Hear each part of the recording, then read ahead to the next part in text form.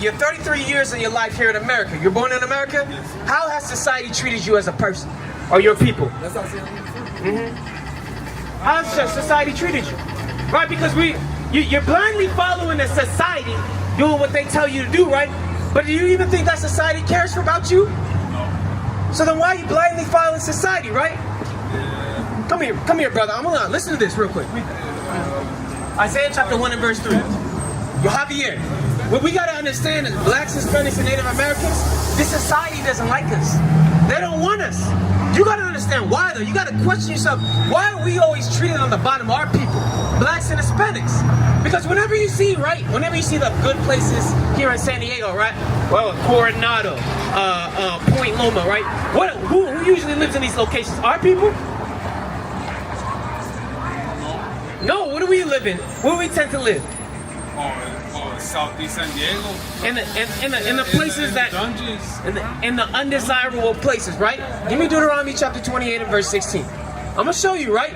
It's important. You said you don't like labeling yourself. You don't like labels, right? But I've heard that many times from people, our people especially, right? That's a mentality that society taught you. But guess what? God has a label for you that you want to that actually has significance, that you would want to claim, and I'm going to show you why. Read that, verse 16.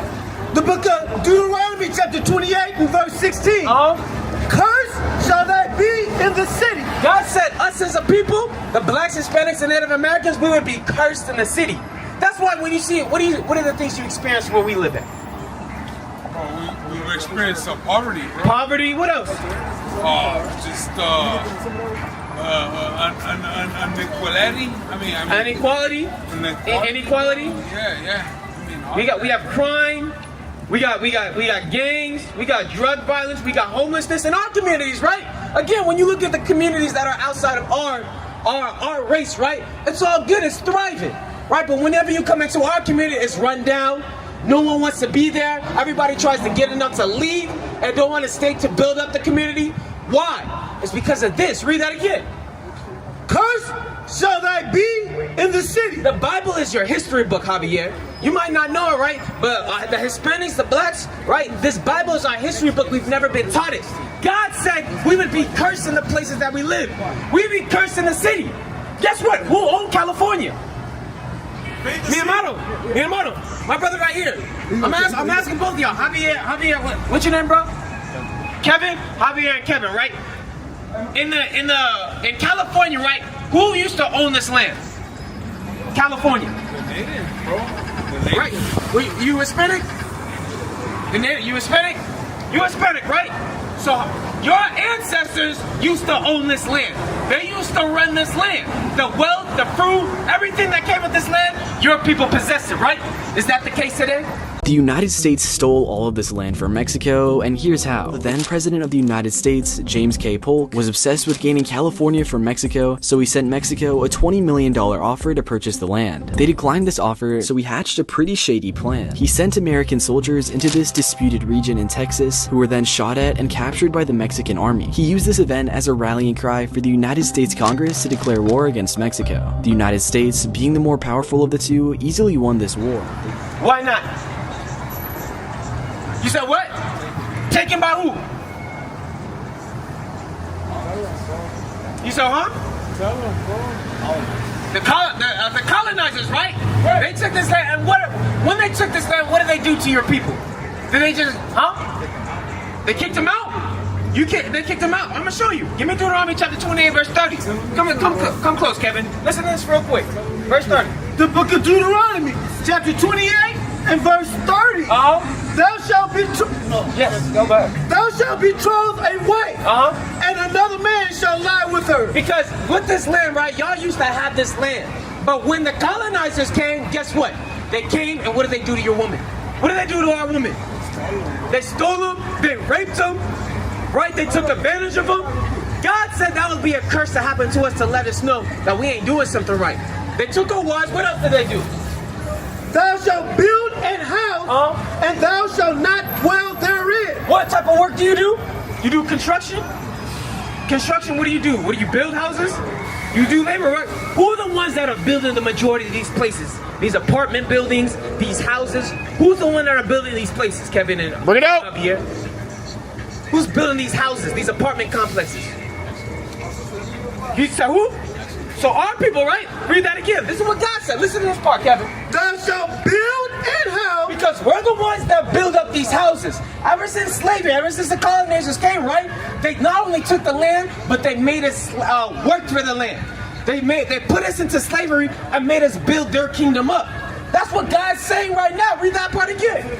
Thou shalt build an house, and thou shalt not dwell therein. Because do you think we dwell in those mansions that are made in Coronado? Those big houses? What type of, what is that house, the housing that we live in compared to the houses that we make the other nations? We live in the worst places. We build up their places, and we come back to our neighborhood and live in the worst.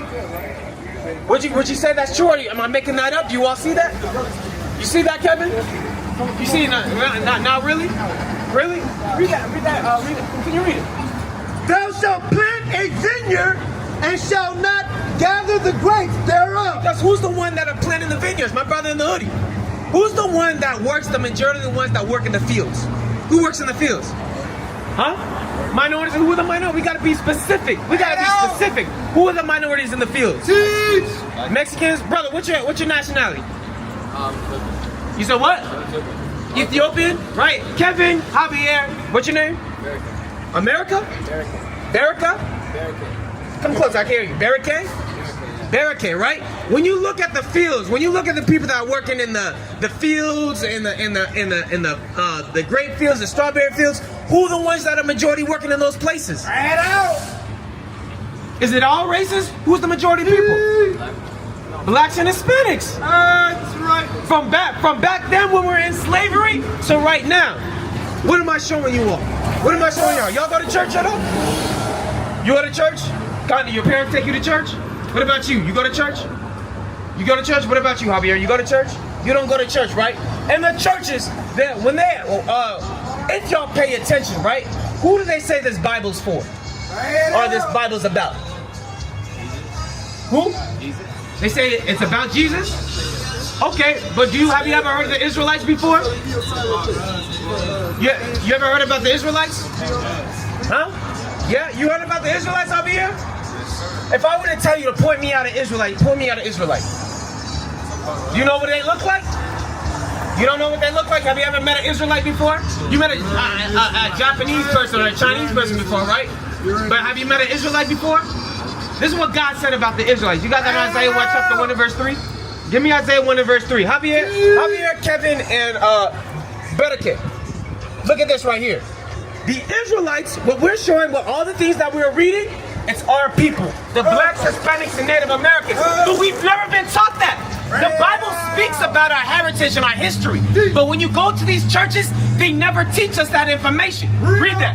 Isaiah 1 and 3. The book of Isaiah, chapter 1 and verse 3. The ox knoweth his owner, and the ass his master's crib. So it says the ox knoweth his owner. When you think about, what's an ox? Javier, what's an ox?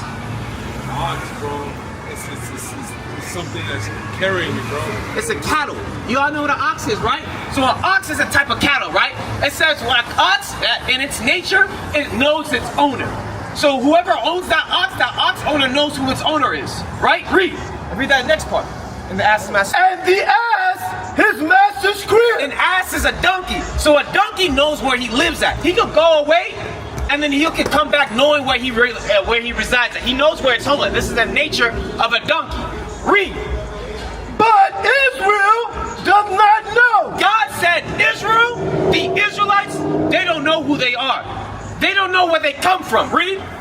My people do not consider. They don't even think about it because Barake, Kevin, Javier, have y'all ever thought about what your people used to do before? Have you ever thought about your history at all? Or who your people used to be? You never thought about that before? Do you know anything about your people's history? Did your people go into slavery? No, you people, what about you? Well, you said you're what, Hispanic? Yeah, sir. You're Hispanic, so Hispanics went into slavery. I've never thought about it. But we never thought about it, right? We don't think about these things, right? Never thought about it. Our people don't don't take the time to think about their past or how we got into the position that we in today. We only look at the problems that we see today, but we never think about how we got in this position. God said that was a prophecy that was going to happen to the Israelites. What is a nation? Nation is family. Nation is community. Nation is men leading by example. Nation is women's support. Nation is children with role models.